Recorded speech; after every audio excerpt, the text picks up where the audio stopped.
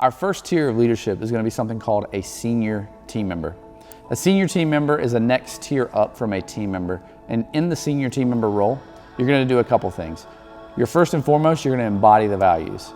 We're going to send out a core values assessment based on who you are.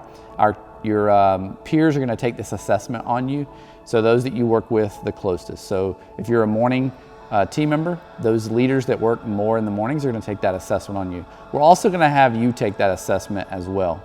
This is an opportunity for us to find out how well you match up with what your peers are thinking about you in regards to the core values. In order for you to move to the next step, you have to score a 3 or higher on those core values. So on a scale of 1 to 5, you have to score a 3 or higher on the core values assessment. After you've taken the core values assessment, we'll sit down and we'll go through what your results were. Assuming it all goes well, we'll move forward in the senior team member level.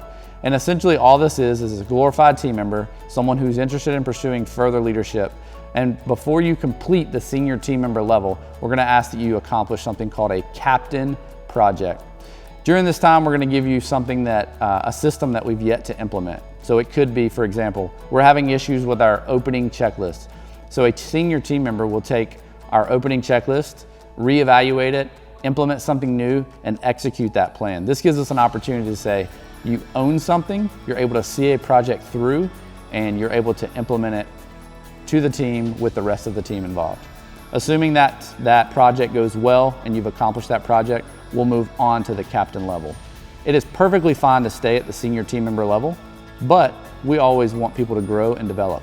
But if you want to be a senior team member and stay at the senior team member level, it's perfectly fine. The core values assessment is still necessary, and we'll evaluate you based on that. Please ask if you have any questions.